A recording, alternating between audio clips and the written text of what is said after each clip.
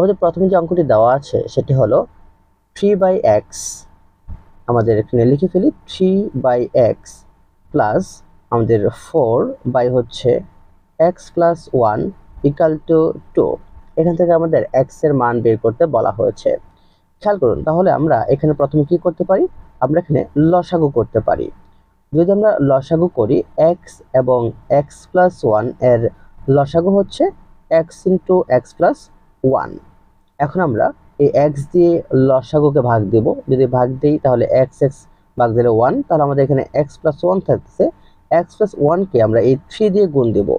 যদি আমরা 3 দিয়ে গুণ দিই তাহলে কত হচ্ছে, তাহলে হচ্ছে আমাদের 3x প্লাস 3, এরপর আমাদের প্লাস এই x প্লাস 1 কে আমরা এই লসাগু দিয়ে যে ভাগ দিই তাহলে শুধু আমাদের x থাকবে, আর এই x দিয়ে আমরা 4 কে গুণ দিলে হবে আমাদের 4x ইকাল টু 2। এখন আমাদের এখানে উপরে থাকতেছে কত দেখুন, 3x আর 4x যোগ করলে হচ্ছে আমাদের 7x প্লাস 3, আর নিচে আমরা যদি গুণ করে দিই তাহলে হচ্ছে আমাদের x স্কোয়ার প্লাস হচ্ছে x ইকাল টু 2। এখন আমরা আর গুণন করে দেব। আমাদের এখানে 2 এর নিচে মনে মনে কি আছে, 1 আছে। যদি আমরা আর গুণন করি তাহলে 7x প্লাস 3 ইকাল টু আমাদের 2x স্কোয়ার প্লাস 2x। এখন আমাদের বাম পক্ষের সবগুলোকে আমরা আমাদের ডান পক্ষে নিয়ে আসব। তাহলে আমাদের 7x plus 3 minus 2x square minus 2x equal to 0। এখন আমরা একটু সাজিয়ে লিখবো। খেয়াল করুন, আমাদের 2x স্কোয়ার যেটা আমাদের আছে, মাইনাস 2x স্কোয়ারটা আগে লিখবো, আর এখানে আমাদের 5x থেকে মাইনাসের 2x বাদ দিলে থাকবে হচ্ছে আমাদের প্লাসের 5x আর হচ্ছে আমাদের প্লাসের 3 ইকাল টু 0।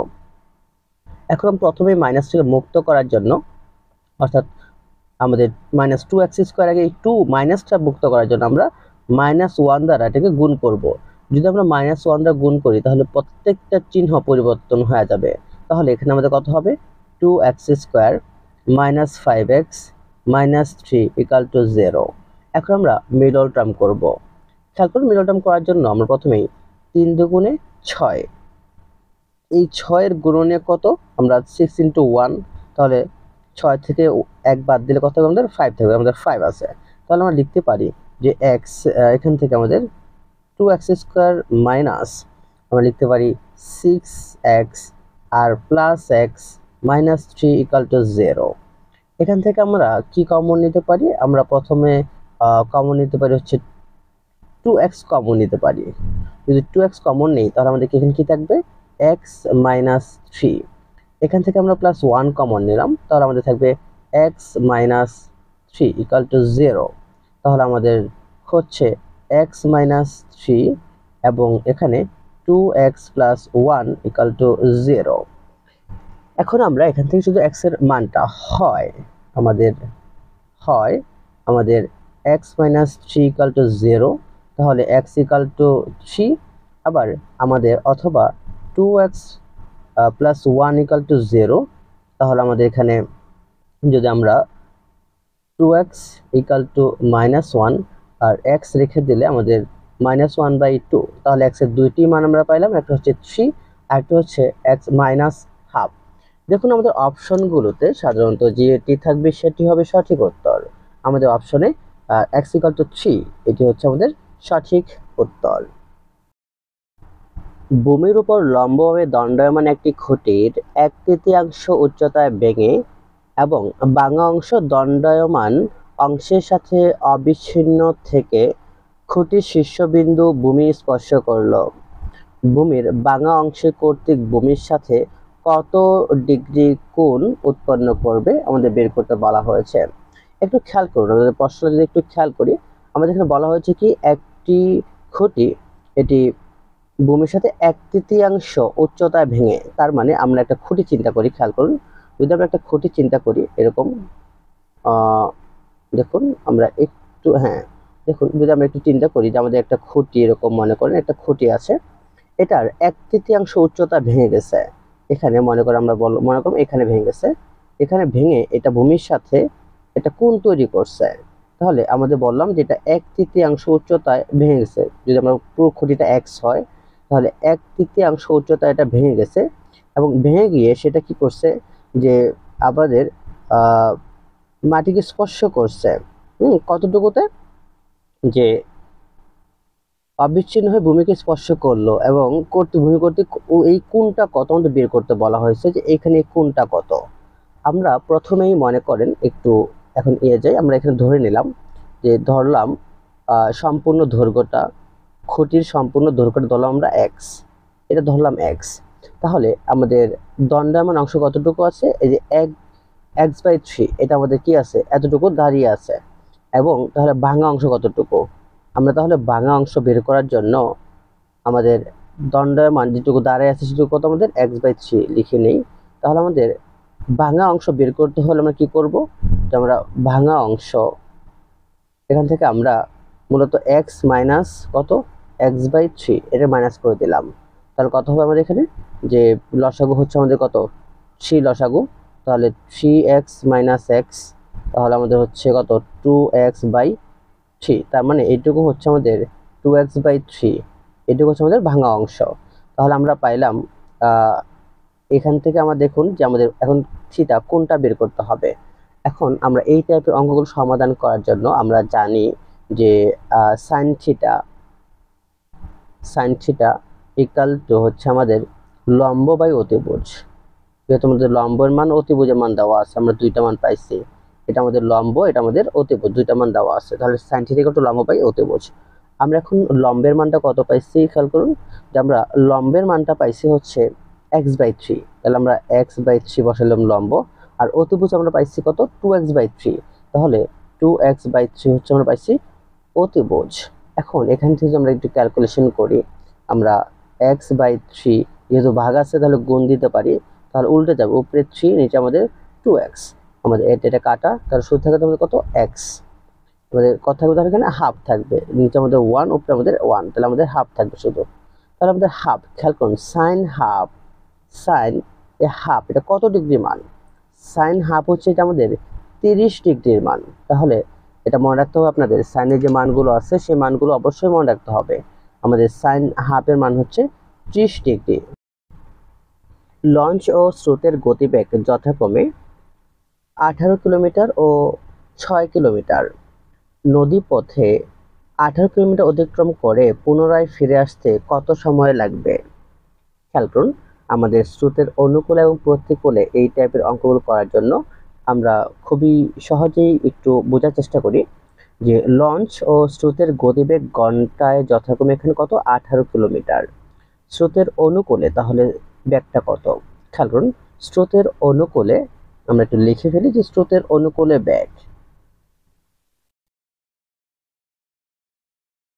স্রোতের অনুকূলে,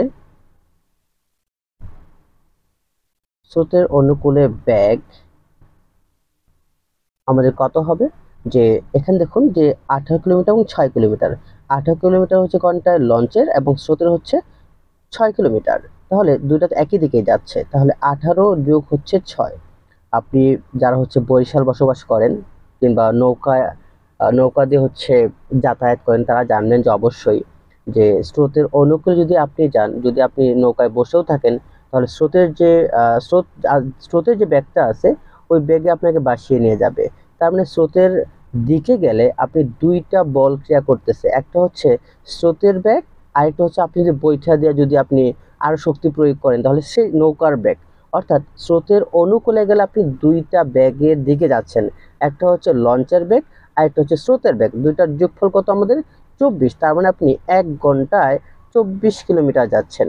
আচ্ছা, এখন তাহলে আমাদের বলছে যে নদী পথে 48 কিলোমিটার অতিক্রম করে পুনরায় ফিরে আসতে কত সময় লাগবে। তাহলে আমরা 48 কিলোমিটার যদি স্রোতের অনুকূলে যাই কত সময় লাগবে, খেয়াল করুন। তাহলে আমরা 48 কিলোমিটার যেতে সময় লাগবে, 48 কিমি যদি আমরা স্রোতের কোথায় যাব, অনুকূলে যাব। যদি অনুকূলে যাই তাহলে আমাদের সময় লাগবে 48 বাই কত, 24। যেহেতু আমরা 1 ঘন্টা 24 কিলোমিটার যাচ্ছি, তাহলে আমাদের 2 ঘন্টা পাইলাম যদি আমরা স্রোতের অনুকূলে যাই। এখন স্রোতের প্রতিকূলে বেগটা কত, খেয়াল করুন স্রোতের প্রতিকূলে আমরা বেগটা কত বের করব। আমাদের প্রতিকূলে কত ফিরে আসতে সময় কি, স্রোতের প্রতিকূলে ফিরে আসব। তাহলে স্রোতের প্রতিকূলে স্রোতের প্রতিকূলে বেগ, খেয়াল করেন স্রোতের প্রতিকূলে মানে স্রোতের বিপরীত দিকে যদি আসেন তাহলে সেখানে আপনি কি স্রোত আপনাকে বাধা দিবে, তার মানে আপনি স্রোতের বিপরীত দিকে আসতে গেলে আপনার শক্তি বেশি লাগবে। তার মানে আপনি লঞ্চ দিয়ে যদি আসেন দেখবেন স্রোত আপনাকে কি তার উল্টা দিকে নিয়ে যাবে, তাহলে স্রোতের একটা মাইনাস করতে হবে। তাহলে 18 থেকে আমরা কি করব, আমরা 6 মাইনাস করে দেব, স্রোতের যে ব্যাগটা এটাকে আমরা মাইনাস করে দেব। তাহলে কত পেলাম এখানে আমরা 12। তাহলে আমাদের এখানে লঞ্চের ব্যাগ কত, 12 কিলোমিটার/আওয়ার। তাহলে এখন আমাদের 48 কিলোমিটার যেতে কত লাগবে, খেয়াল করুন। তাহলে আমাদের 48 কিলোমিটার যেতে সময় লাগবে। আমরা একইভাবে স্রোতের প্রতিকূলে আমাদের 48 কিলোমিটার যেতে লাগবে। তাহলে আমাদের 48 ভাগ হচ্ছে আপনার কত, 48 ভাগ হচ্ছে আপনার কত, 12। তাহলে আমাদের কত, 4 ঘন্টা। আমাদের হচ্ছে 4 ঘন্টা সময় লাগবে যদি স্রোতের প্রতিকূলে আসি। এখন আপনার মোট সময় কত বলছে, যে আপনি যাবেন আবার ফিরে আসবেন, তাহলে মোট সময় কত লাগবে। তাহলে আপনি আগে গেছেন হচ্ছে 2 ঘন্টা, এখন ফিরে আসছেন 4 ঘন্টা, তাহলে মোট হচ্ছে 6 ঘন্টা আপনার আসতে এবং যেতে সময় লাগবে। তাহলে সঠিক উত্তর হচ্ছে অপশন সি, 6 ঘন্টা। আশা করছি বুঝতে পেরেছেন। আর যদি স্রোতের অঙ্ক আপনাদের সমস্যা হয় অবশ্যই শ্বশুরবাড়ি বরিশাল করে ফেলবেন, তাহলে স্রোতের অঙ্ক নিয়ে সমস্যা হবে না। প্র্যাকটিক্যালি আপনারা স্রোতের অনুকূলে এবং প্রতিকূলে আসা যাওয়া করবে। তো সাবধান, বরিশালে মেয়েরা কিন্তু দেখে দেখে বিয়ে করেন, যেন আবার সংসারে বা সাংসারিক অশান্তি না ঘটে। কোন ত্রিভুজের দুই বাহুর দৈর্ঘ্য যথাক্রমে 8 সেন্টিমিটার এবং 10 সেন্টিমিটার, এদের অন্তর্ভুক্ত কোণ 60 ডিগ্রি, ত্রিভুজটির ক্ষেত্রফল কত বের করো। খেয়াল করুন, আমরা ত্রিভুজের ক্ষেত্রফল, একটা ত্রিভুজ দেওয়া আছে এখানে, আমরা যদি ত্রিভুজ অঙ্কন করি আপনাদের বোঝানোর সুবিধার্থে, খেয়াল করুন, মনে করেন একটা ত্রিভুজ আমরা অঙ্কন করলাম। এই ত্রিভুজটির কি দেওয়া আছে, এই ত্রিভুজের দেওয়া আছে আপনার দুইটা বাহু এবং একটি কোণ। একটা কোণ দেওয়া আছে আপনার 60 ডিগ্রি, মনে করেন এই কোণটিকে আমরা বললাম 60 ডিগ্রি, এবং দুইটা বাহু দেওয়া আছে, একটা হচ্ছে 10 সেন্টিমিটার আর একটা হচ্ছে 8 সেন্টিমিটার। মনে করেন আমরা এটা দিলাম হচ্ছে 8 সেন্টিমিটার, এটা দিলাম 10 সেন্টিমিটার। আপনাকে বলছি ত্রিভুজের ক্ষেত্রফল কত। খেয়াল করুন, আমরা এই টাইপের অর্থাৎ ত্রিভুজের ক্ষেত্রফল বের করার জন্য একটা সূত্র জানি, সেটা হচ্ছে যে ত্রিভুজের ক্ষেত্রফল ইকুয়াল টু, আমরা এখানে লিখি ক্ষেত্রফল, ক্ষেত্র শুধু লিখলাম না, ক্ষেত্রফল ইকুয়াল টু আমরা জানি হাফ ইনটু ভূমি গুণ উচ্চতা, না যদি আমাদের উচ্চতা এবং ভূমি দেওয়া থাকতো তাহলে আমরা সেই সূত্র ব্যবহার করতাম। হাফ ইনটু বাহুদ্বয়ের গুণফল ইনটু সাইন থিটা। বাহুদ্বয়ের যে দুইটা বাহু দেওয়া আছে সেই দুইটা গুণফল, বাহুদ্বয়ের গুণফল, বাহুদ্বয়ের গুণফল আমাদের জায়গা, গুণফল ইনটু হচ্ছে আমাদের সাইন থিটা। বাস এই সূত্র মনে রাখলে এই টাইপের অঙ্কগুলো আমরা ইজিলি করতে পারবো।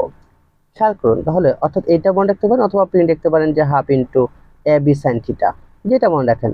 এ বি মানে হচ্ছে আমাদের দুইটা বাহুর গুণফল, আপনি half into A B sine theta সহজে মনে রাখতে পারেন।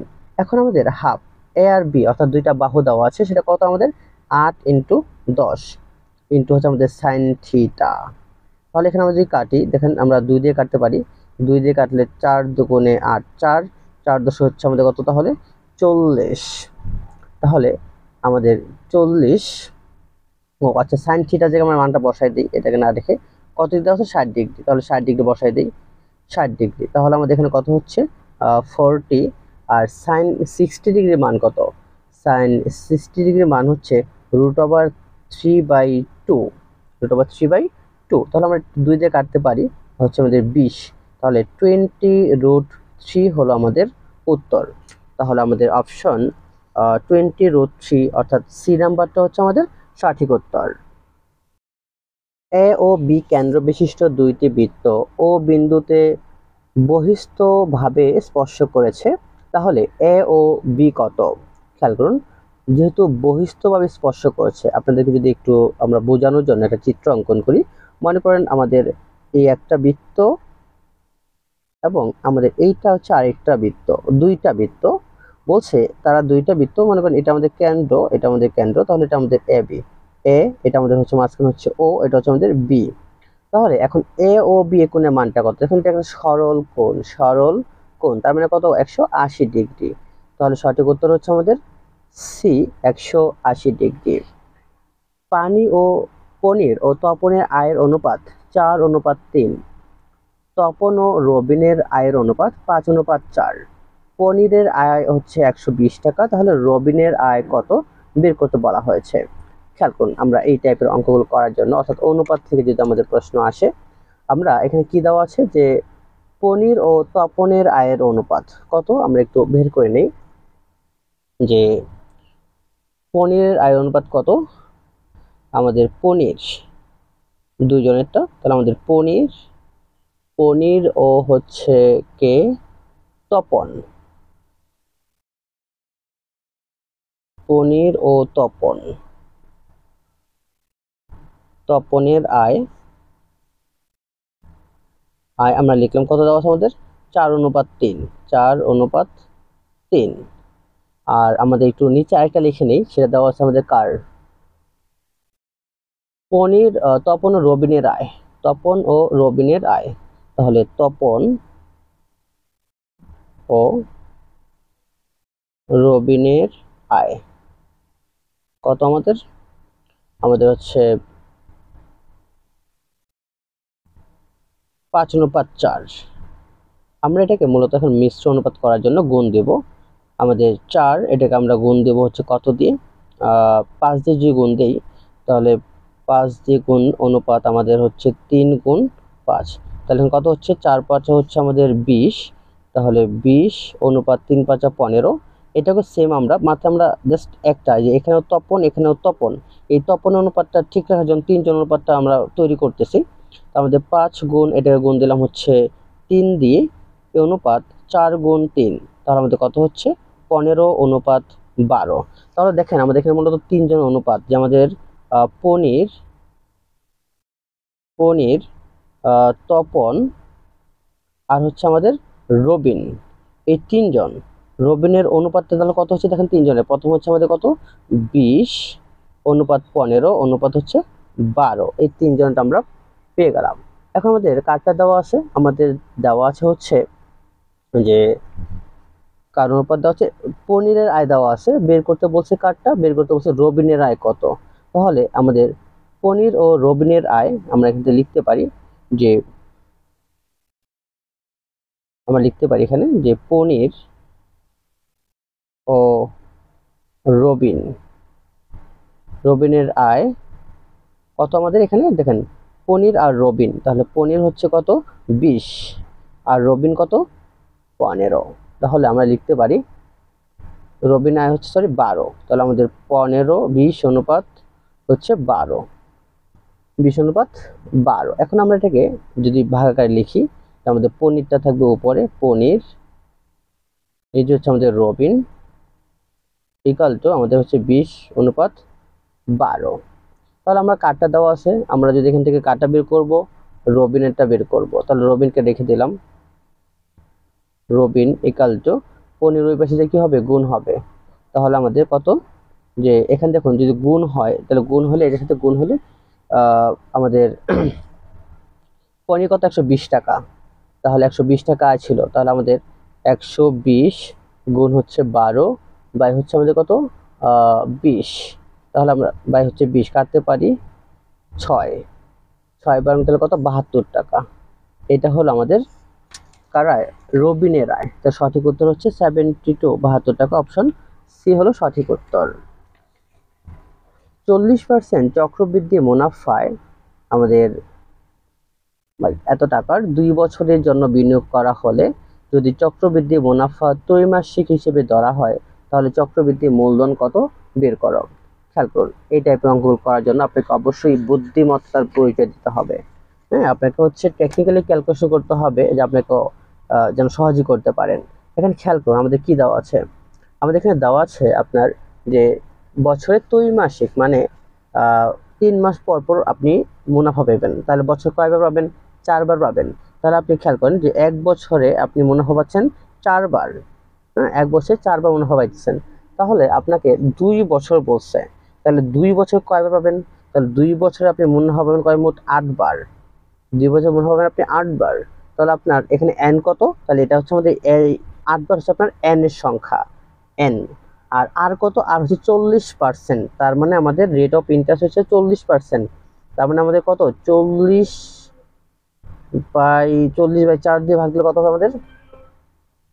যেহেতু আপনি 3-4 বার পাচ্ছেন বছরে, আমাদের বার্ষিক মুনাফা হচ্ছে বছরে একবার দেয়, যেহেতু এখানে আমাদের 40% বছরে, তাহলে আপনি 3 মাস পর পর পাইতেছেন, তাহলে 4 দিয়ে ভাগ দিয়ে দিবেন, দিলে আমাদের কত 10% হবে আমাদের মুনাফার হার।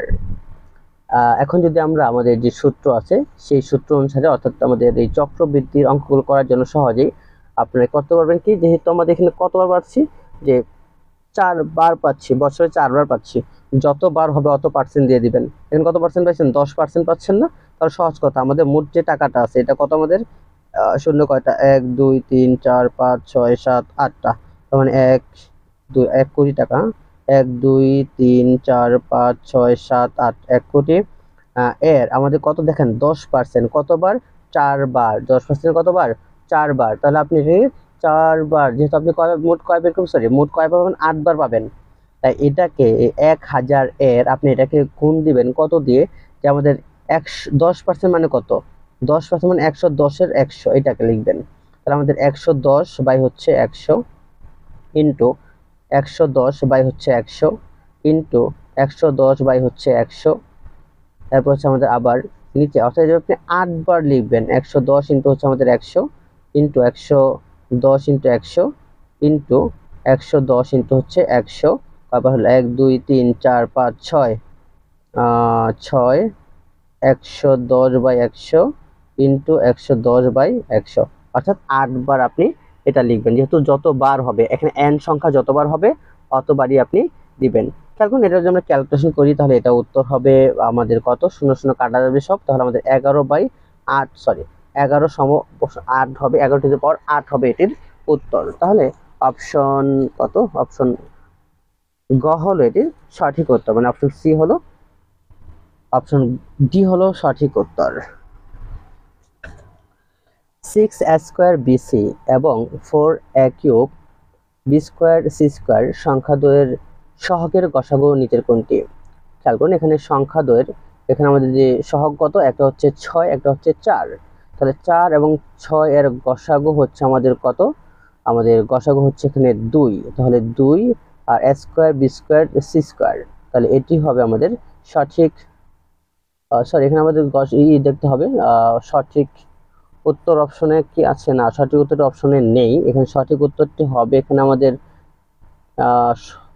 6 এবং 4 এর গসাগু হচ্ছে আমাদের 2, আর আমাদের এখানে আছে a², এখানে আছে a³, তাহলে a² a³, তাহলে এখানে থাকবে হচ্ছে আমাদের a² সবচেয়ে ছোটটা, আর এখানে b² থাকবে হচ্ছে আমাদের b আছে, এখানে এখানে আছে শুধু b, তাহলে থাকবে হচ্ছে b, c² আছে c, তাহলে হচ্ছে আমাদের c, তাহলে এটি হবে আমাদের সঠিক উত্তর। নিচের কোন ভগ্নাংশটি সবচেয়ে বড়? এখানে সবচেয়ে বড় ভগ্নাংশ কোনটি? খেয়াল করুন, সবচেয়ে বড় ভগ্নাংশ বের করার জন্য আমরা আমাদের যে অপশনগুলো আছে সেগুলো থেকে আমরা সহজে নির্ণয় করতে পারি। একটু অপশনগুলোকে শুধু আমরা চেক করব। দেখুন, আমরা প্রথম যেটি দেওয়া আছে সেটা কত দেওয়া আছে আমাদের? 2/3 এবং দেওয়া আছে আমাদের 4/5। এটি যদি আমরা একটু গুণ করি, এটা দিয়ে এটাকে গুণ করব এবং এটা দিয়ে এটাকে আমরা গুণ করব। যদি আমরা গুণ করি তাহলে কত? আমাদের 5 দুগুণে হচ্ছে আমাদের 10, আর 3 4 আমাদের কত? 12, 3 4 12, তাহলে এখানে এটা আমাদের, এটা আমাদের বড়, আমাদের 12টা বড়। আচ্ছা, এরপর আমরা যদি আবার বি এবং সি কে একটু তুলনা করি, বি এবং সি কে তুলনা করলে হচ্ছে আমাদের কত? 4/5 আর হচ্ছে আমাদের 13 আর হচ্ছে 15, এটাকে সেম আমরা গুণ করব। তাহলে 4 15 গুণ করলে হচ্ছে আমাদের কত? 4 15 60 এবং হচ্ছে 3 13 হচ্ছে আমাদের কত? 39, সরি 5 13 65, সরি 5 13 65, তাহলে এখানে আমাদের কি 65টা হচ্ছে বড়। এরপর আমরা সি এবং ডি কে যদি তুলনা করি, খেয়াল করুন সি এবং ডি, তাহলে সি হচ্ছে আমাদের কত? সি হচ্ছে আমাদের 13/15, এর সাথে আমরা গুণ করব হচ্ছে 23 হচ্ছে 30। খেয়াল করুন, এটাকে আমরা একইভাবে গুণ করব। যদি আমরা গুণ করি তাহলে গুণ করলে কত হবে? এখানে গুণ করলে হচ্ছে আমাদের 30 গুণ 13 মানে 390, তাহলে 390 এখানে, আর আমাদের 15 গুণ 23 যদি গুণ করা হয় তাহলে হবে 345 মেবি, হ্যাঁ 345। তাহলে এখান থেকে বড় কি? এখান থেকে বড় হচ্ছে আমাদের এটা। তাহলে খেয়াল করুন, আমাদের অপশনগুলো থেকে আমরা সব থেকে বড় পাচ্ছি কোনটা থেকে বড়? যে আমাদের সবচেয়ে সবচেয়ে বড় হচ্ছে আমাদের কত 390, তাহলে 390 আমরা গুণ করছি সি তে গুণ করে, তাহলে সঠিক উত্তর হচ্ছে আমাদের অপশন সি সবচেয়ে বড়। পি এর মান কত হলে 4x² - px + 9 একটি পূর্ণবর্গ হবে? খেয়াল করে এখানে পূর্ণবর্গ হবে। আপনাকে এটাকে সহজ ভাষায় আপনি চিন্তা করতে পারেন যে পূর্ণবর্গ হওয়ার জন্য, অর্থাৎ আপনি এটাকে কি বসাইলে এখানে আপনি মূলত যে a + b হচ্ছে বর্গ বানাতে পারবেন। আমি এটাকে সহজভাবে এটাকে বলতে পারি, আমি আমার মতো করে বলি, এটাকে অনেকভাবে ব্যাখ্যা করা যায় বা অনেকে অনেকবার ব্যাখ্যা করে। তো আমি এটাকে চিন্তা করি মূলত এইভাবে যে আমাদের এখানে কত আছে 4x², আর আপনার এখানে দেওয়া আছে আমাদের px। তো px এর আপনার সংখ্যা লাগবে, প্লাস হচ্ছে আমাদের 9 এটা দেওয়া আছে। আমি এটাকে a² বানাবো, এটাকে আমি a² বানাই তাহলে আমাদের 2x² এটাকে আমি b² বানাবো। b² কারণ কত আমাদের আমাদের লাগতেছে কত, যে 3 থেকে 9, তার মানে 3² 3 থেকে 9। এখন খেয়াল করুন মাঝখানে আমাদের কি লাগবে 2ab, সূত্রের হচ্ছে 2, a হচ্ছে 2x আর b হচ্ছে আমাদের 3। তাহলে এখানে বর্গের সূত্র হয়, তাহলে এখানে কত কত আমাদের 2 দুগুণে 4, 3 4 12, অর্থাৎ 12x। x আমাদের আছে, অর্থাৎ 12 হইলে কি হয় একটা পূর্ণ বর্গ হয়, মানে আমাদের বর্গের সূত্র হয়। তাহলে আমরা সহজ কথা এখানে আমাদের 12 b বসাইলে আমাদের কি হবে, একটি পূর্ণবর্গ সংখ্যাটি p এর মান 12 হলে কি পূর্ণবর্গ হবে। এটিকে সহজেই আমরা এভাবে মনে রাখতে পারি। 18 এবং 72 এর গুণোত্তর গড় কোনটি? 18 এবং 72 এর গুণোত্তর গড়, খেয়াল করুন আমরা যদি 18 এবং 72 এর গুণোত্তর গড় বের করতে চাই, আমরা সহজভাবে একটু চিন্তা করতে পারি যে আমাদের কি কি আছে 18 এবং 72, 18 এবং 72। তাহলে এটাকে আমরা গুণোত্তর গড় বের করতে বলছি, আমরা √ওভার দিয়ে দিলাম। √ওভার দিয়ে এখান থেকে আমরা এটাকে একটু বিশ্লেষণ করবো এখন। তাহলে কত আমাদের আছে 72 গুণোত্তর গড় না গুণ দিয়ে দিলাম, গুণোত্তর গড়। তাহলে আমাদের 18কে লিখতে পারি 9 গুণ 2, 9 দুগুণে 18। আর 72কে লেখা যায় কত, আমরা 72কে লিখতে পারি 36 গুণ হচ্ছে 2, 36 দুগুণে 72। আবার আমরা এখানে লিখতে পারি দেখেন যে তাহলে কত কত এখানে আমাদের যে পূর্ণবর্গ কয়জন, এখানে 9 গুণ 36 গুণ 2 দুগুণে আমাদের 4।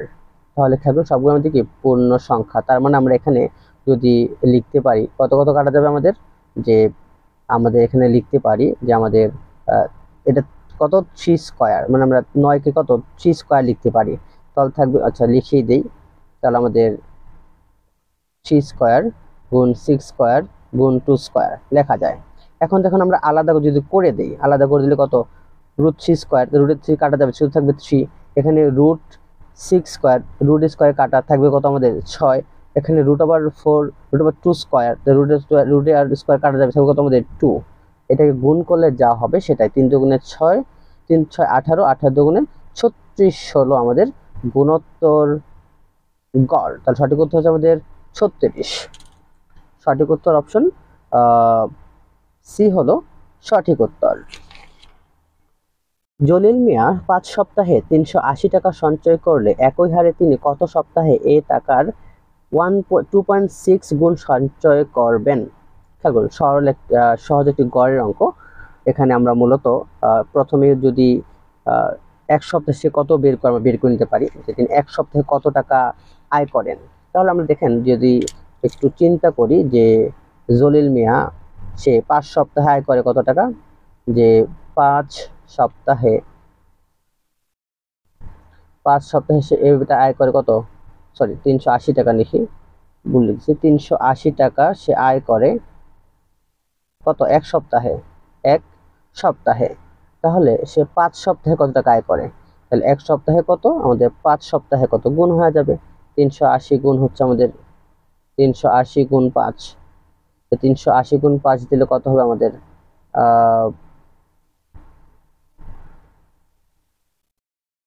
আমাদের এখানে যত হবে এটাকে আমরা খেয়াল করুন 380 গুণ 5, এটা আমাদের 1.6 গুণ কত সেটা করে নেব। আচ্ছা আমরা এটাকে আরেকটা ভাবে করতে পারি, এছাড়া আমরা একটু সহজভাবে দেখাই। এটাকে সহজভাবে করার জন্য আমরা লিখতে পারি এখানে দেখুন 2.6 গুণ না, তাহলে আমাদের মনে করেন যে সে 380 টাকা এটা আয় করে হচ্ছে আমাদের কত টাকায় 1 সপ্তাহে, 1 সপ্তাহে।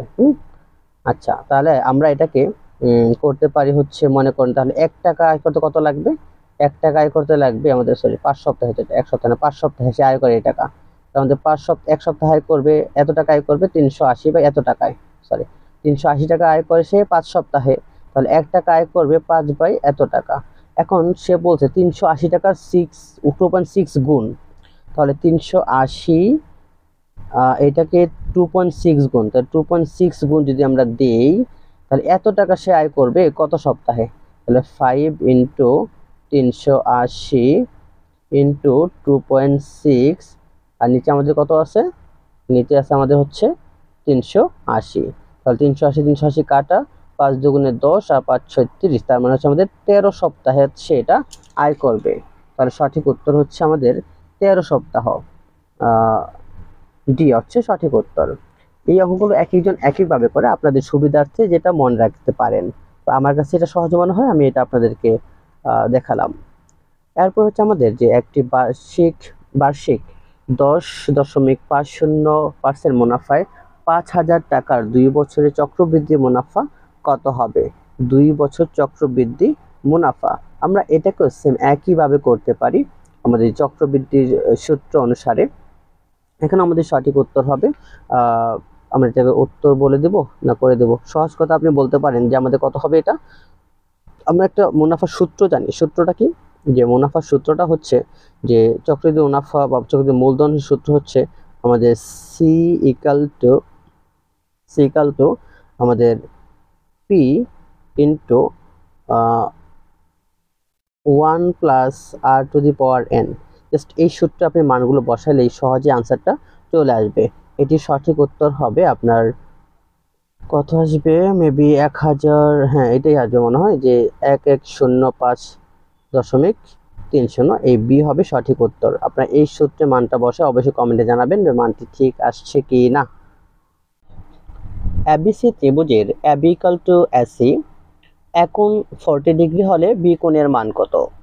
খেয়াল করুন, এখানে মূলত আমাদের যদি একটা ত্রিভুজ চিন্তা করি, এটা আমাদের একটি ত্রিভুজ হচ্ছে, এই ত্রিভুজের এ বি এসি সমান, আমরা এটা হচ্ছে এ, এটা বি, এটা হচ্ছে সি, তাহলে এ বি এবং এসি সমান, যেহেতু সমান, দুইটা বাহু সমান, তার মানে এটা কি একটা সমদ্বিবাহু ত্রিভুজ, এবং এই ত্রিভুজের এটা হচ্ছে আমাদের 40 ডিগ্রি। খেয়াল করুন, আমরা একটা উপপাদ্য জানি যে সমদ্বিবাহু ত্রিভুজের ভূমি সংলগ্ন দুইটি কোণ কি হয়? সমান হয়। তার মানে আমাদের বি কোণ এবং সি কোণ কি হবে? সমান হবে। যেহেতু এক কোণের মান 40 ডিগ্রি, আমরা জানি তিনটা কোণের যোগফল কত? একটি ত্রিভুজের তিনটি কোণের সমষ্টি হচ্ছে 180 ডিগ্রি। তাহলে 180 থেকে যদি আমরা এক কোণের মান 40 ডিগ্রি মাইনাস করে দেই, তাহলে কত হয়? 100 কত ডিগ্রি? 60 ডিগ্রি, সরি হ্যাঁ 40 থেকে 100 হচ্ছে 40 বার, তাহলে 140 ডিগ্রি। 140 ডিগ্রিকে যদি আমরা 2 দিয়ে ভাগ করে দেই, তাহলে কত হবে? 2 দিয়ে ভাগ করলে হবে আমাদের 70 ডিগ্রি। তাহলে আমাদের সঠিক উত্তর হচ্ছে 70 ডিগ্রি। অপশন বি হলো সঠিক উত্তর। স্বাভাবিক সংখ্যার সেটের ক্ষুদ্রতম সদস্য কোনটি? আমাদের স্বাভাবিক সংখ্যার সেট হচ্ছে, আমরা জানি যে একটি স্বাভাবিক সংখ্যা, তার মানে ন্যাচারাল নাম্বার সেট হচ্ছে আমাদের 1 2 3 4 ডট ডট এগুলো। তাহলে এখানে সবচেয়ে ছোট হচ্ছে আমাদের কত? 1, এটি হলো সবচেয়ে ছোট সদস্য। যদি 2 two the power 2x plus 3 equal to 5 two the power 3x plus 6 হয়, তাহলে এখানে x এর মান কত? খেয়াল করুন, এই টাইপের অঙ্কগুলো সমাধান করার জন্য আমরা কি দেওয়া আছে? আমাদের দেওয়া আছে এখানে 25 টু দি পাওয়ার ব্র্যাকেটে লিখি 2x প্লাস কত? 3, আর এখানে দেওয়া আছে 5 two the power 3x plus 6, এটা আমাদের দেওয়া আছে। তাহলে এখান থেকে আমরা লিখতে পারি সহজে, এই 25 কে লিখতে পারি 5 স্কয়ার লিখতে পারি, তাহলে 5 square 2x plus 3 equal to 5 3x plus 6, এটা লেখা যায়। তাহলে এখান থেকে আমরা এই 5 দিয়ে 2 দিয়ে গুণ দিতে পারি, তাহলে আমাদের 5 2 দুগুণে 4, তার মানে 4x plus 6 equal to 5 two the power 3x plus 6। আমাদের 5 এবং 5 যদি আমরা বাদ দিয়ে দিই, তাহলে কত? যে 4x plus 6 equal to 3x plus 6। তাহলে এখান থেকে আমরা যদি 3x টাকে এই পাশে নিয়ে আসি, তাহলে কত? যে আমাদের 4x minus 3x equal to 6, x 6 কে ওই পাশে নেন -6, তাহলে 4x শুধু x থাকবে, 4x থেকে 3x বাদ শুধু x ইকুয়াল টু কত 0। তাহলে আমাদের x এর মান হচ্ছে 0। অপশন এ হলো সঠিক উত্তর। একটি দোকানে একটি চেয়ারে 5,000 টাকা বিক্রয় করা হলো বা বিক্রয়ের জন্য রাখা হলো। দোকানদার ম্যানেজারের ধারণা করেন চেয়ারটি তিনি আরো বেশি দামে বিক্রি করতে পারবেন এবং তিনি চেয়ারটির দাম 8% বাড়িয়ে দিলেন। এক সপ্তাহ পরে চেয়ারটি অবিক্রিত রয়ে গেল। তখন ম্যানেজার চেয়ারের দাম সর্বশেষ মূল্য থেকে 10% কমিয়ে দিলেন। তখন চেয়ারটির বিক্রি হয়ে গেল। চেয়ারের বিক্রয় মূল্যটি কত? খেয়াল করুন, এখানে আমাদের একটি খুবই সুন্দর একটি টুইস্ট দেওয়া আছে অঙ্কটির ভিতরে, যে প্রথমেই সে 8% বর্ধিত মূল্যটা কত ছিল আমরা এটাকে বের করব, যে 8% বৃদ্ধিতে আমাদের চেয়ারের মূল্যটা কত ছিল। তাহলে 8% বৃদ্ধিতে চেয়ারের মূল্য খেয়াল করুন, আমরা কিছু শর্টকাটে বের করবো, আমরা ঐকিক নিয়মে যাব না। আমাদের চেয়ারের মূল্য ধরা হয়েছিল কত টাকা? 5,000 টাকা। তাহলে এর সাথে আমাদের কত 8%, তাহলে এত টাকার আমরা একসাথে করার জন্য আমরা 5,000 এর সাথে 5,000 এর 8%, তাহলে 8%, 8/100। আমরা একটু শর্টকাট করার চিন্তা করতেছে। তাহলে এখানে আমরা পুরো 0 0 কাটা দেন, 0 0 কাটা, তাহলে 400। তাহলে আমাদের এখানে কত, যে 5,000 যোগ হচ্ছে 400, তাহলে কত আমাদের 5400 টাকা হলো আমাদের চেয়ারের 8% বৃদ্ধিতে মূল্য। এখন 10% হ্রাসে মূল্যটা কত? তাহলে 10% যদি হ্রাসে আমাদের মূল্যটা হবে কত? তাহলে আমরা 5,000 থেকে মাইনাস করব। 5,000 থেকে আমরা 5,000 না, আমাদের বলছে পরবর্তী মূল্য থেকে, মানে 5400 থেকে আমাদের এই বাড়ানোর পর থেকে আমরা মাইনাস করবো। তাহলে 5400 মাইনাস আমাদের হচ্ছে কত? আমাদের 5400 এর 10%, 5400 এর হচ্ছে 10%, তাহলে 10 কত 100। তাহলে এখানে আমরা কাটতে পারি কত, এটা 0 0 কাটা দেন, তাহলে আমরা 5400 মাইনাস হচ্ছে এখান থেকে যাবে কত, মাইনাস যাবে আমাদের 5 নং 54, তাহলে হচ্ছে আমাদের এখানে 540, কিন্তু 5400 5 না 5400 লিখলাম, সরি 0 কাটা, 5400 540 আমাদের এখানে যাবে 540। তাহলে 540 দিয়ে আমরা মাইনাস করে দেই, তাহলে হচ্ছে আমাদের 4860 টাকা থাকবে। অর্থাৎ এটা হচ্ছে আমাদের সঠিক উত্তর। আশা করছি আপনারা এই সুপার শর্টকাট নিয়মগুলো পরীক্ষা অবলম্বন করবেন, তাহলে সহজেই পরীক্ষা আনসারটা বের করতে পারবেন। অপশন এ হচ্ছে সঠিক উত্তর। লগ 2^8 হলে এটির মান কত? খুবই সহজ একটি অঙ্ক, যেহেতু আমাদের লগের অঙ্ক আমরা এখানে সহজে লিখতে পারি, যে যেহেতু লগ দেওয়া আছে, কত দেওয়া আছে, লগ 2^8, তাহলে এটিকে আমরা কি লিখতে পারি? আমরা এটিকে লিখতে পারি লগ, আমাদের 2 আছে, তাহলে 2 এর উপর আমরা 2^3 লিখতে পারি, 2 8। তাহলে এখান থেকে আমরা আবার লেখা যায় যে 3টাকে সামনে নিয়ে আসি, তাহলে 3 লগ 2 2, এটা মানে হচ্ছে আমাদের 1, তাহলে শুধু 3 হচ্ছে আমাদের উত্তর। তাহলে 3 × 1 3, তাহলে আমাদের উত্তর হচ্ছে অপশন সি হলো সঠিক উত্তর। 1 + 5 + 9 + 13 ধারাটির n তম পদ কত? ধারাটির n তম পদ আমরা জানি, আমাদের n তম পদ নির্ণয়ের সূত্র হচ্ছে, আমাদের n তম পদ নির্ণয়ের সূত্র আমরা জানি যে a + n - 1 × d, a + n - 1 × d, এটা হলো আমাদের n তম পদ নির্ণয়ের সূত্র। এখন আমাদের এখানে বের করতে বলা হয়েছে যে এই ধারাটির n তম পদ কত হবে। তা দেখুন, আমাদের প্রথম পদ কত 1, তাহলে আমরা একটু লিখি, প্রথম পদ কত 1 প্লাস এখানে সাধারণ পার্থক্য কত, সাধারণ অন্তর হচ্ছে আমাদের 5 থেকে 1 বার, তার মানে আমাদের 4, আমাদের nটা তো আমরা বের করব, তাহলে nই থাকবে, আর আমাদের n - 1 d হচ্ছে আমাদের কত 4, তাহলে এখন গুণ দিয়ে দেন, তাহলে 1 প্লাস আমাদের 4n মাইনাস কত 4, তাহলে 4n - 3, এটা হলো আমাদের সঠিক উত্তর। তাহলে অপশন বি হলো সঠিক উত্তর। ট্রাপিজিয়ামের সমান্তরাল বাহু দৈর্ঘ্য যথাক্রমে 7 সেন্টিমিটার ও 5 সেন্টিমিটার, তাদের মধ্যে দূরত্ব 4 সেন্টিমিটার হলে এর ক্ষেত্রফল কত বর্গ সেন্টিমিটার হবে? ট্রাপিজিয়ামের ক্ষেত্রফলের সূত্র আমরা জানি যে হাফ ইন্টু সমান্তরাল বাহুদ্বয়ের সমষ্টি ইন্টু এদের দূরত্ব। তাহলে খেয়াল করুন, আমরা যদি এখানে সূত্রটা সরাসরি বসাই দিই তাহলে আমাদের কত, যে আমরা হাফ, তাহলে হাফ ইন্টু সমান্তরাল বাহুদ্বয়ের সমষ্টি, তাহলে সমান্তরাল বাহু দেখুন কত কত, যে সমান্তরাল বাহু হচ্ছে আমাদের 7 এবং হচ্ছে 5 সেন্টিমিটার, তাহলে 7 এবং 5 এর সমষ্টি, তাহলে আমাদের কত, যে 7 যোগ দিয়ে 7 5 হচ্ছে আমাদের 12 ইন্টু হচ্ছে আমাদের এদের মধ্যবর্তী দূরত্ব, তাহলে মধ্যবর্তী দূরত্ব হচ্ছে আমাদের 4, তাহলে এখানে 12, তাহলে আমাদের 2 দিয়ে যদি কাটি তাহলে কত, আমাদের 6 গুণ 4, 4 6 24, তাহলে আমাদের 4 6 হচ্ছে 24 সেন্টিমিটার। সঠিক উত্তর হচ্ছে অপশন বি, 24 সেন্টিমিটার।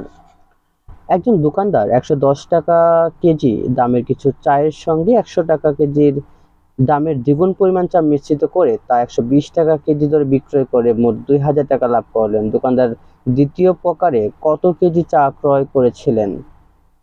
খেয়াল করুন, এখানে আমাদের একটু একটু বিস্তারিত করে আমরা আপনাদেরকে বোঝানোর চেষ্টা করব। সাধারণত এখানে আমরা ধরে নিই যে দেখুন প্রথমবার কত চা কিনছিল আমরা জানি না, আমরা ধরে নিই সে প্রথম চা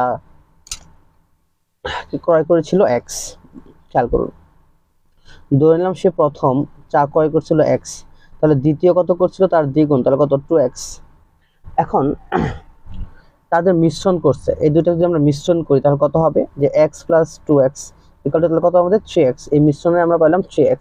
এখন চায়ের বিক্রয় মূল্য কত, আমাদের চায়ের বিক্রয় মূল্য হচ্ছে 120 টাকা করে বিক্রি করছে, তাহলে 120 গুণ 3x, তাহলে কত হলো আমাদের 360x। এটা হলো আমাদের গুণ 360x সে বিক্রয় করলো। এখন তাহলে আমাদের এই 3x চায়ের ক্রয় মূল্য কত বের করতে বলছে, তাহলে 3x চায়ের ক্রয় মূল্য হবে আমাদের, আমরা এখানে লিখতে পারি যে 3x চায়ের ক্রয় মূল্য, চায়ের ক্রয় মূল্য কত টাকা। খেয়াল করুন, আমাদের প্রথম কত ছিল, 110 টাকা। তাহলে আমাদের 110 টাকা, সে 110x এর সাথে গুণ হচ্ছে আমাদের, সরি কি লিখলাম, 110 ইন্টু এক্স প্লাস হচ্ছে আমাদের 100 ইন্টু 2x, তাহলে আমাদের কত, 310x, 310x। এখন আমরা যদি প্রশ্ন মতো এটাকে মাইনাস করে দেবো, তার মানে কত, যে দেখুন যে প্রশ্ন মতো আমাদের লিখতে পারি যে 360x, 360x থেকে minus 310x, 310x equal to 2000 টাকা সে লাভ করছে, 2000 টাকা লাভ করছিল। তাহলে কত, এখানে আমাদের এখানে 50x ইকুয়াল টু 2000, তাহলে আমাদের যদি x রেখা দিই তাহলে 50 দিয়ে 2000কে ভাগ দিলে হবে কত, 40। তার মানে কি করছিল সে, তার দ্বিগুণ প্রকার চা ক্রয় করছিল, তাহলে তার দ্বিগুণ কত হবে আমাদের, তাহলে 40 গুণ 2, তার মানে হচ্ছে আমাদের 80 কেজি চা সে ক্রয় করছিল। সঠিক উত্তর হবে অপশন কত, 80 কেজি, অপশন বি হলো সঠিক উত্তর। একটি বর্গাকার বাগানের ক্ষেত্রফল 1 হেক্টর হলে বাগানটির পরিসীমা কত? খেয়াল করুন, আমরা এখানে বাগানের যেহেতু বলছে বর্গাকার বাগান, বর্গ আকারের বাগান, তাহলে আমরা যে বাগানের দৈর্ঘ্যটা ধরি এক্স, তাহলে তার ক্ষেত্রফল কত, এক্স স্কোয়ার। সহজ কথা, যদি বাগানটা ধরি এক বাহুর দৈর্ঘ্য এক্স ধরি তাহলে ক্ষেত্রফল হচ্ছে এক্স স্কোয়ার, আর এক্স স্কোয়ার সমান হচ্ছে তার 1 হেক্টর, আর 1 হেক্টর মানে হচ্ছে আমাদের কত, যে 10,000 বর্গমিটার, তাহলে 1 2 4 10,000 বর্গমিটার। তাহলে এখান থেকে আমরা এক্সটাকে রেখে দিলাম, রুট ওভার হচ্ছে আমাদের 1 2 4 10,000 বর্গমিটার, তাহলে কত আমাদের 100। তাহলে এই হলো আমাদের 100 হলো কি, আমরা এক বাহুর দৈর্ঘ্য হচ্ছে পরিসীমা কত, আমরা পরিসীমাকে কি করবো, 4 দিয়ে গুণ দিয়ে দেবো, তাহলে 100 গুণ 4, তার মানে 400 হইলো তার কি পরিসীমা, 400 মিটার। তাহলে অপশন বি হলো সঠিক উত্তর। একজন 10 জন ছাত্রের বয়সের গড় 15 বছর, তাদের একজন ছাত্র আসায় তাদের বয়সের গড় 16 হলো, নতুন ছাত্রের বয়স কত? খুবই সহজ অঙ্ক, আমাদের 10 জনের বয়সের গড় দেওয়া হয়, তাহলে সমষ্টি কত হবে, যে 10 জন ছাত্রের বয়সের গড় 15 বছর, তাহলে মোট কত, তাহলে মোট হচ্ছে আমাদের 150, তাহলে 10 গুণ 15 150। এখন একজন আসাতে 11 জন হলে তাদের বয়সের হচ্ছে কত, 16 কেজি হয়েছে, 16 হয়েছে, বয়স 16, তাহলে আমাদের 10 জন ছিল, বয়স ছিল 15, তাহলে আমাদের 150, আর আমাদের 11 জন হওয়াতে 11 জনের সাথে আরো 16 হয়েছে, এক বছর বাড়ছে, তাহলে 11 জন 16 বছর করে সমষ্টি হচ্ছে 11 গুণ 16 176। হ্যাঁ 176। তাহলে 176 থেকে যদি আমরা 150 মাইনাস করি, 176 মাইনাস 150, তাহলে হচ্ছে আমাদের কত, 26 বছর। তার মানে আমাদের শেষে যে ছাত্রটি আসছিল তার বয়স হচ্ছে 26 বছর, অপশন সি। আমাদের লাস্ট প্রশ্ন সেটি হলো যে 1 প্লাস আরেকটা আছে 1 যোগ 5 যোগ 4 ডট ডট 81 ইকাল টু কত। খেয়াল করুন, আমরা এটি সমষ্টি নির্ণয়ের সূত্র জানি। সমষ্টি নির্ণয়ের সূত্রটি কি? যে সমষ্টি নির্ণয়ের সূত্র হলো আমাদের শেষ পদ বিয়োগ প্রথম সংখ্যা ইন্টু অন্তর্যোগ 1, এটা আমাদের পদ সংখ্যা বের করার জন্য সূত্র। অর্থাৎ আমরা এখান থেকে এটা কততম, 81টা কততম পদ আমরা জানি না, এই 81টা কততম পদ তা আগে আমাদের বের করে নিতে হবে। তাহলে আমরা পদ সংখ্যা বের করে নিই, যে আমাদের পদ সংখ্যা